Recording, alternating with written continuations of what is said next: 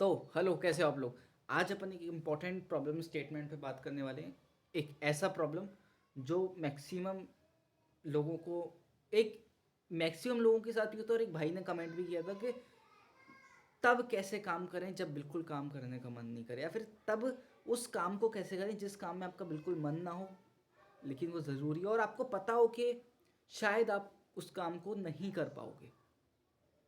या फिर इस प्रॉब्लम स्टेटमेंट का एक दूसरा एक एक्सपेक्ट हो सकता है, इसको अगर दूसरी ऑर्डर ऑफ थिंकिंग से देखें कि हम वो काम कैसे करें, हम वो क्या करें कि जिससे एक्चुअल में कुछ चेंज दिखे हमारी बोलने के तरीके में, स्टाइल में, तरीके में। तो इस टॉपिक पे आज इस स्टेटमेंट पे बात करते हैं। एक पीछे एक भाई ने कमेंट किया था कि यार इस टॉपिक पर अगर एक वीडियो हो जाता तो मज़ा आता। तो मैं दोबारा से आ चुका हूँ इस टॉपिक के साथ। इस एक ख्याल है कि यार कैसे काम करना होता है जब एक मन नहीं होता। तो सबसे पहले समझते हैं मन क्या होता है। देखो, अलग अलग चीज़ होती हैं। सबसे पहले आपको जैसे होता है कि यार अब मेरा मन नहीं कर रहा, तो मतलब कुछ कुछ अलग केस होते हैं। जैसे अगर कभी आपका मन नहीं कर रहा होता तो मतलब आप बहुत पहले से काम कर रहे हो, मतलब आप बहुत लंबे टाइम से काम कर रहे हो, तो बीच में वो हो जाता है सैचुरेशन पॉइंट। और अगर आपका सैचुरेशन पॉइंट नहीं आया है, कैसे पता करें कि मेरा सैचुरेशन पॉइंट आया है कि नहीं आया। तो लाइक सैचुरेशन पॉइंट पता है तब आता है जब आप कोई काम बहुत पहले से कर रहे हो और फिर उसका रिजल्ट ऑलमोस्ट दिखता है, नहीं दिखता, फिर आपको थोड़ा बहुत मतलब अजीब लगने लगता है। तो सैचुरेशन पॉइंट मेरे अकॉर्डिंग जो मैंने फील किया है वो 5-6 महीने बाद आता है। When you are almost empty, आपका बिल्कुल उस काम को करने का मन नहीं करेगा भले ही आपको ग्रोथ महसूस हो रही हो। वो सैचुरेशन पॉइंट हर पॉइंट पर आता है, हर काम में आता है। अगर आप जैसे कोडिंग स्टार्ट करने जा रहे हो आज, तो वो सैचुरेशन पॉइंट उसमें अभी तो आप स्टार्ट कर दोगे क्योंकि स्टार्टिंग स्टार्टिंग ईजी है। लेकिन आज से 6 महीने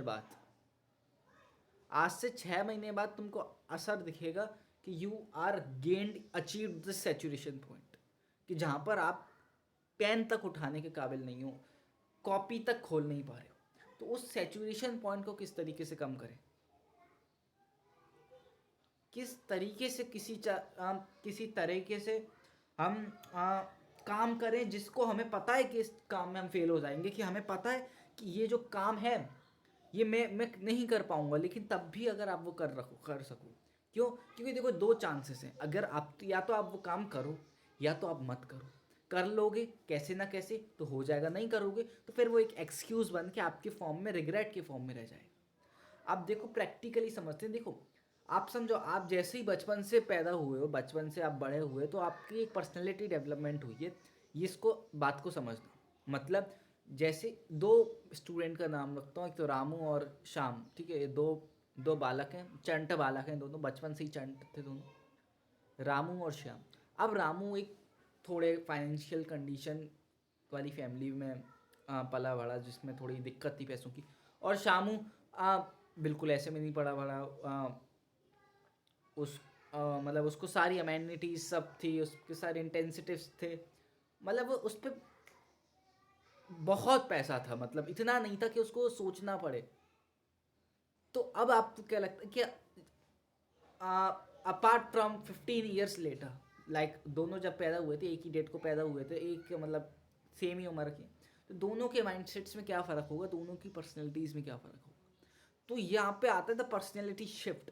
मतलब आप उसको किस तरीके से समझ सकते हो। हर एक व्यक्ति की पर्सनैलिटी उसके प्रेजेंट, उसके पास पे डिपेंड करती है कि वो किस तरीके से ग्रो होके आया है। समझ? तो लाइक जैसे अब रामू है, अब वो फाइनेंशियल कंडीशन वाले, जहाँ पे बहुत पैसे की तंगी थी, तो उस पॉइंट से वो देखते हुए आया है। तो हो सकता है कहीं ना कहीं उसकी पर्सनैलिटी में एक एनजाइटी हो, एक तरीके का कुछ डिस्टरबेंस हो, कुछ मेंटल प्रॉब्लम हो, डिप्रेशन हो सकता है। हो सकता है शामू के में हो, लेकिन उसकी इंटेंसिटी क्या है वो मैटर करती है। क्यों? क्योंकि एक बार आप डिप्रेशन के इस जाल में फंस जाते हो, फिर वो अंदर ही अंदर आपको और डीप तक ले जाता है। तो अभी आप अपने अराउंड जो भी बच्चे देख रहे हो ना, जो आपके दोस्त हैं, सो कॉल्ड दोस्त कॉलेज में, तो वो शामू टाइप के लोग हैं। और अगर आप इस रामू टाइप के ग्रुप में आते हो जहाँ पर आपको पता है कि यार you are not mentally able right now. आपको दिख रहा है कि यार you are going through many things, आप बहुत चीज़ें देखते हुए आ रहे हो, ठीक है। आप बहुत, आपने ब्रेकअप भी देख लिया अपना, धोखा भी देख लिया, आप जिस लड़की से प्यार करते थे वो भी आपको छोड़ के चली गई। तो एक जगह वो रामू टाइप के लोग हैं, एक तरीके के वो शामू टाइप के लोग हैं। तो अब आपको एक काम नहीं करना कि यार मैं अगर शामू वाले मतलब हाँ शामू वाले लोग में हूँ, तो क्या मैं अपनी चीज़ों को कोसूं कि यार क्यों नहीं। इससे आप एक सेल्फ कॉन्शियसनेस अटेन कर सकते हो। वो क्या होता है, देखो जो भी व्यक्ति, मैं दोबारा से बोल रहा हूँ, जो भी व्यक्ति इस पॉइंट से निकल गया है, जो डिप्रेशन वाले पॉइंट में है, जो एक्चुअल में उस चीज़ को फील किया जिसने, देखो मैं पहले भी बता चुका हूँ, एंजाइटी कंफ्यूजन अलग है, डिप्रेशन अलग है। डिप्रेशन में खुशी भी आती है, ये बात कोई नहीं बताता। और डिप्रेशन तो मतलब सैडनेस नहीं, एंजाइटी कंफ्यूजन सैडनेस, मन नहीं कर रहा, ये अलग चीज़ है, ये टोटली अलग डोमेन है। डिप्रेशन एक अलग जोन है, डिप्रेशन में आपको खुशी होती है, ये लास्ट स्टेज, ये बहुत नीचे स्टेज वाली डिप्रेशन होता है। वहाँ पर आपको बुरा नहीं लग रहा होता, वहाँ पर आपको अच्छा लग रहा होता है, to destroy your self, that is depression. समझ लो, तो इतनी गहराई में कोई यूट्यूब पे बताता नहीं है, किसी ने देखा नहीं है, सब वही 2-3 किताबें ले आते हैं, नाम शायद मैं नहीं ले पाऊँ किताबों का, लेकिन अरे ये देखो इस किताब में ये लिखा है।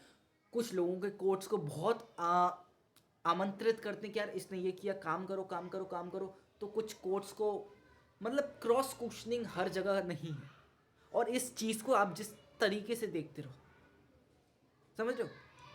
तो इसलिए मैं कह रहा हूँ कि जो रामू टाइप के लोग हैं यहाँ पे, जो भी इस पॉइंट पे जो भी थे, जो एक अमीर घर आने से आए हैं, कैसे भी आए हैं, जिनके अंदर कॉन्शियसनेस लेवल बहुत नीचे है, तो आप समझो वो लोग आपसे बहुत पीछे हैं अभी।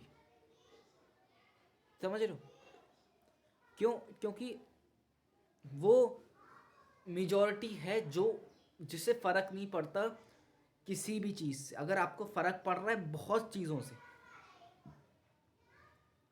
देन आप इस पॉइंट की कैटेगरी के लोगों के साथ। एंड मैं अगेन कह रहा हूँ, मैं इस पर और भी वीडियो बनाऊंगा, लेकिन आप इस चीज़ को डिफ्रेंशिएट कर लो कि यार क्या मेरे को सैडनेस है कि मेरे को एक्चुअल डिप्रेशन है। एक्चुअल डिप्रेशन क्या होता है उसकी डेफिनेशन मैं किसी वीडियो में बता दूंगा, लेकिन एक बात ध्यान रखना, कैसे पता कर सकते हैं, मतलब आप इंजॉय कर रहे हो अपनी company, in the status of regression and pain you are smiling behind it, वो एक डिप्रेशन स्टेज है, और वो फिर अंदर ही अंदर जाती जाती है, ठीक है।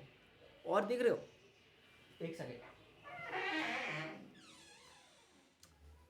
हाँ, और जो व्यक्ति बहुत पीछे से आ रहा होता है ना, बहुत ज़्यादा पीछे से, मतलब पीछे से मतलब बहुत पहले से ये जब चीज़ें देखते आ रहे होते हैं, तो कहीं ना कहीं वो एक मेंटली अनस्टेबल पोजीशन पर होता है, चाहे फिर वो लड़का हो लड़की हो। तो फिर उस पॉइंट पर किस तरीके से हम काम करें कि यार एक्चुअल में जो चीज़, क्योंकि रामू टाइप के लोगों के लिए वो चीज़ करना आसान है। क्यों? क्योंकि उनको, उनके अंदर वो नहीं खड़ा, आपके सामने आप ही खड़े हो दूसरे फॉर्म में खुद को रोकने के लिए, तो आपको कोई और नहीं रोकेगा, आपको सामने खुद ही आप रोकोगे आगे जाने से। और वो सामने कौन खड़ा होगा, वो आपका पास्ट खड़ा होगा, आपके पास्ट प्रेजेंट को रोक रहा होगा। क्यों? क्योंकि अगर आपका पास्ट सही होता तो अभी वो सामने नहीं होता, वो आपके साथ खड़े होकर आपको आगे चला रहा होता। ये थोड़ी डीप बात है।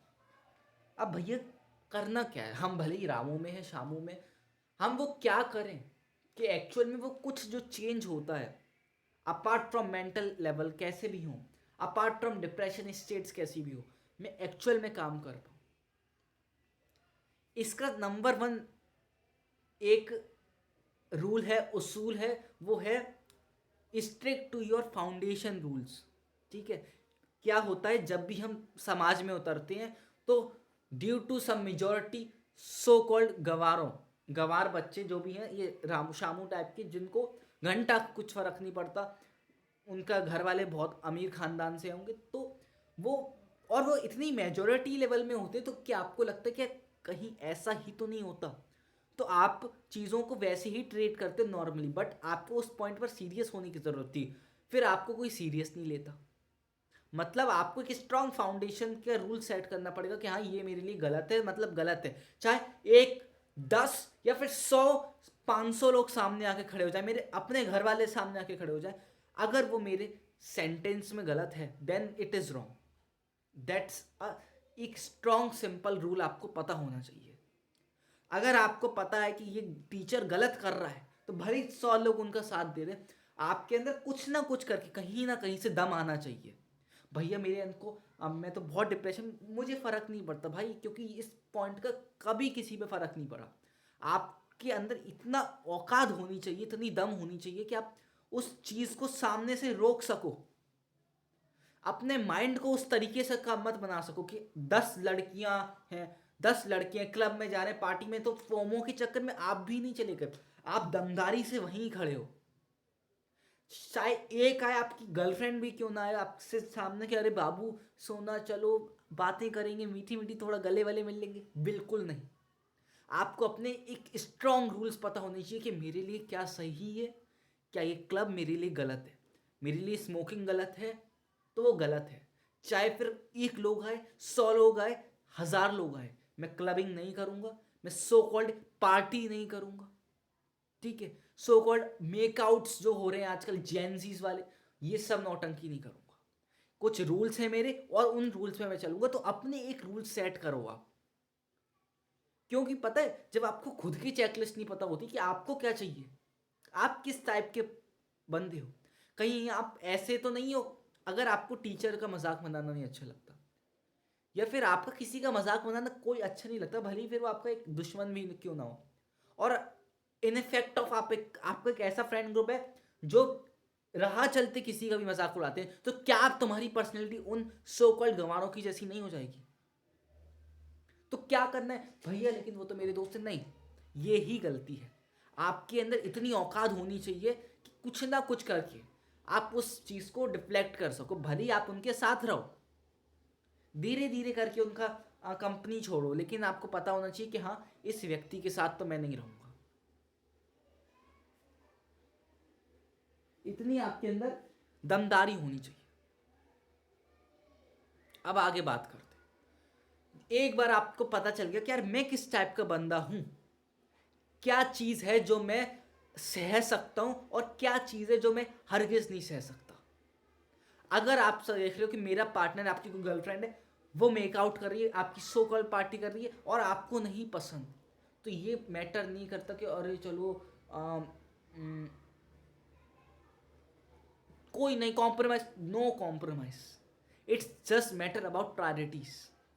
आपको पता होनी चाहिए कि आपको क्या चाहिए, आप किस पॉइंट के लोग हो, आपको किस तरीके से जाना है। एंड सेकेंड चीज है कि कैसे आप खुद को एक मेंटली ट्रेन कर सको। क्यों? क्योंकि जब मोमेंट आता है जब आप ऑलमोस्ट गिव अप थे हो, बिल्कुल गिव अप की, आपने गिव अप कर ही दिया होता है और आप गिव अप की स्टेट में चल रहे होते हो, जब आप ना कुछ कर रहे होते हो, तो आप एक ऐसे फ्लो में हो, ना आप ऊपर कर रहे, ना आप ग्रो हो रहे, ना आप फेल हो रहे।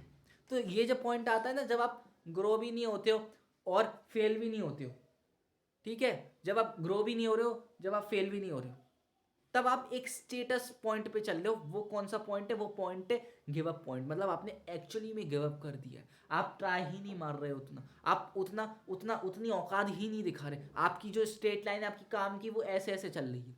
क्यों? क्योंकि अगर आप कुछ करते तो दो चीज़ होती है, या तो आप उसमें पास होते या फेल होते, फेल होते तो ग्राफ नीचे जाता, लेकिन आपका ग्राफ कॉन्स्टेंट है।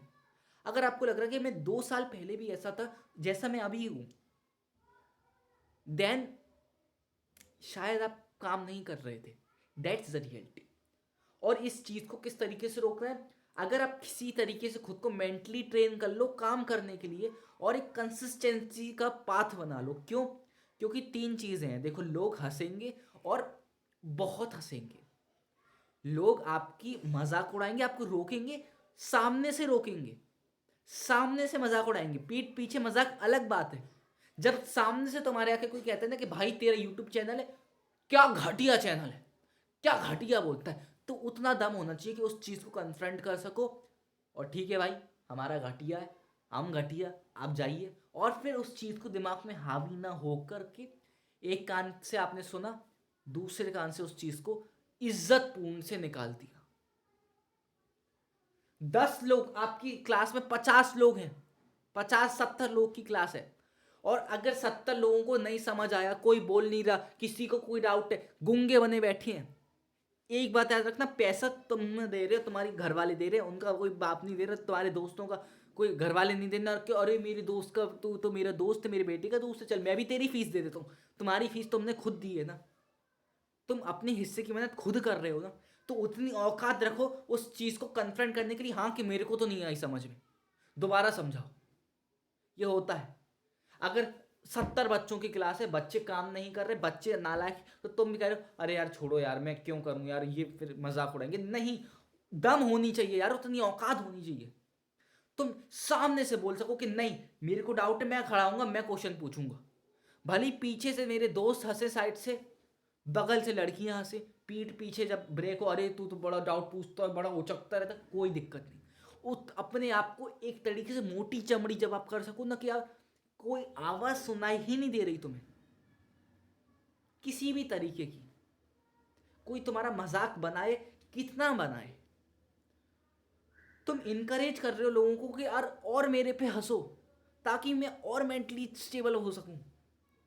तो जिस पॉइंट पर तुम इस तरीके से आ जाओ, समझ लो तुम एक कार्यप्रत पर हो, और इसको जब एक रेगुलर फॉर्मेट में करो तब ही कुछ हो पाएगा।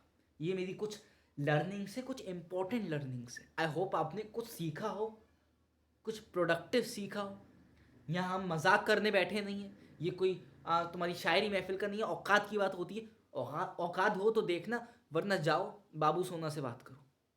एंड एक और लास्ट शब्द बोलूंगा इस ख्याल पे कि यार आ, दमदार व्यक्ति बनो, ठीक है, ठीक है।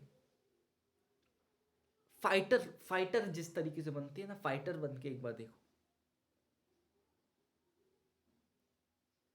अपनी सेल्फ रिस्पेक्ट किसी के पीछे मत गिराओ। आप कुछ सस्ते लोगों से, कुछ गंवार, कुछ घटिया लोगों की वजह से अपनी सेल्फ रिस्पेक्ट दाव पे रख